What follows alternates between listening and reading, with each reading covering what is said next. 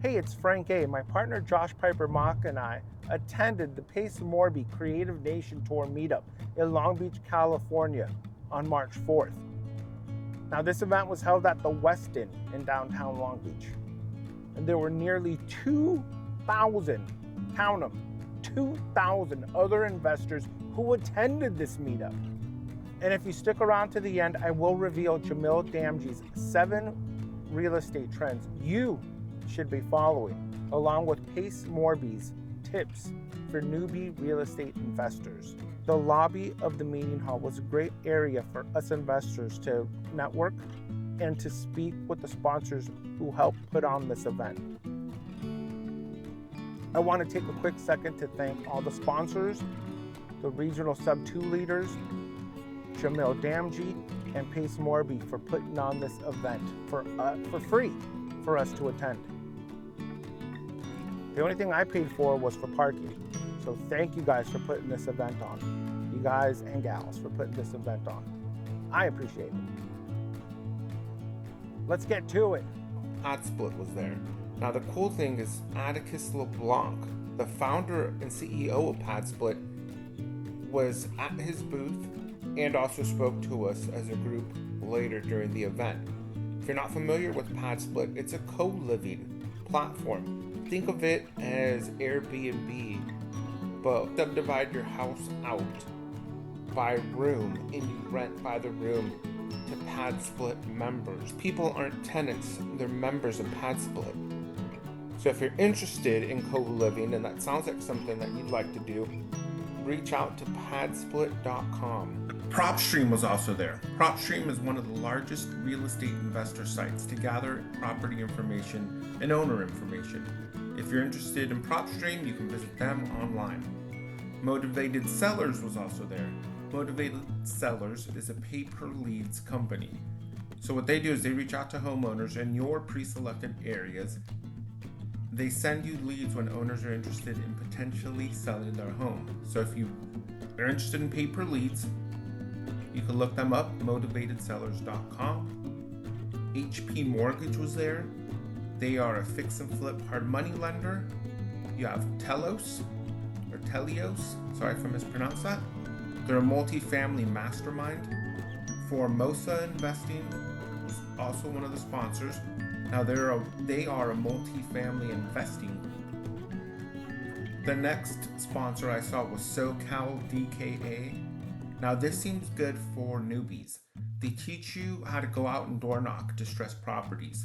So foreclosures, probates, and tax delinquent type properties.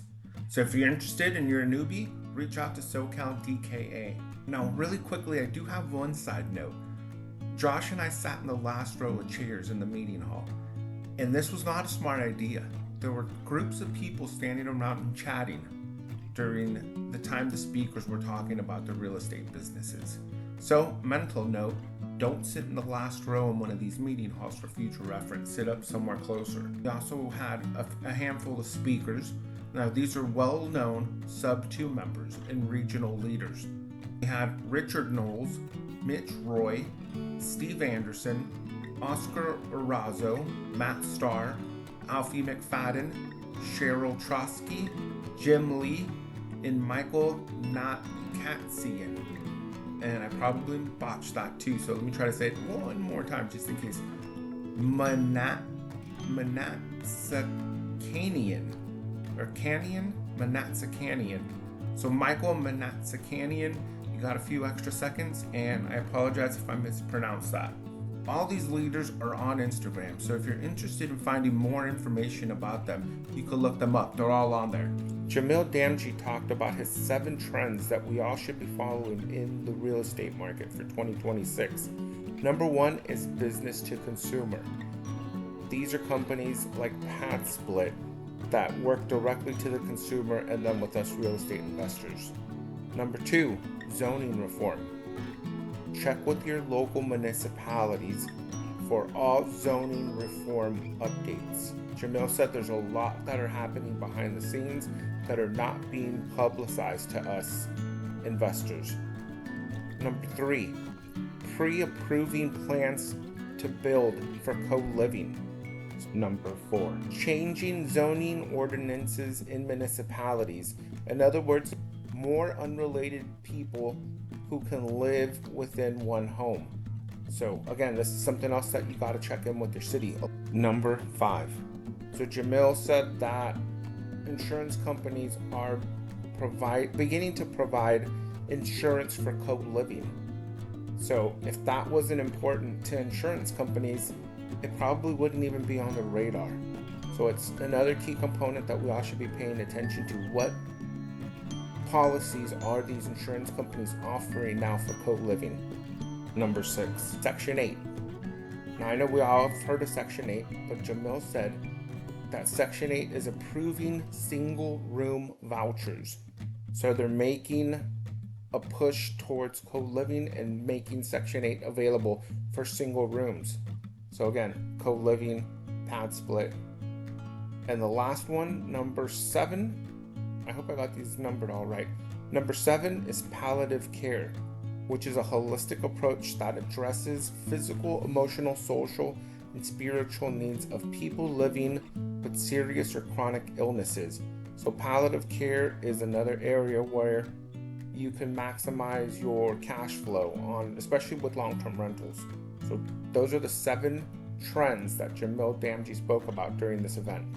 Now this brings us to Pace Morby. Pace talked about what you need to do when you first get started in real estate.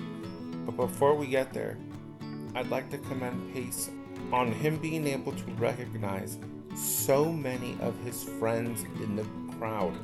There was Debbie Lou.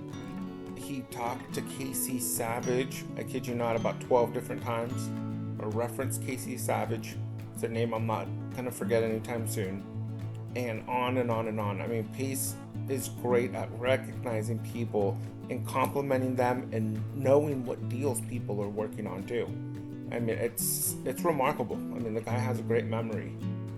So back to Pace and what he talked about, especially for newbies. So a lot of people will ask him, what do I do when I first get started in real estate? And this is what Pace said. There were 3 items. So if you want to write this down, you want to pause it, you want to remember this, do whatever you need to do. But these are the top 3 items that Pace said you should be doing when you get into real estate. The first one, and this was directed towards men or to whoever is the breadwinner or the person in the house making decisions. So this is what Pace said. Number 1, pick a supportive wife. And that goes without saying, your spouse has to be able to support you in this business because it's going to take a lot of time and it's going to take long hours to be successful. So pick a supportive wife. Number 2, honor your commitment to your spouse. Pace gave an example of a husband talking about getting a wholesale deal, but you have to go out and stop talking and go get that deal. So honor your commitment to your spouse. If you say you're going to do something, do it. Get it done. And finally, number 3, make friends with people in the industry. You have to surround yourself with people that are actively working on deals and actively in real estate. So those are the 3 things that Pace talked about for newbies getting into real estate investing. I think that's it.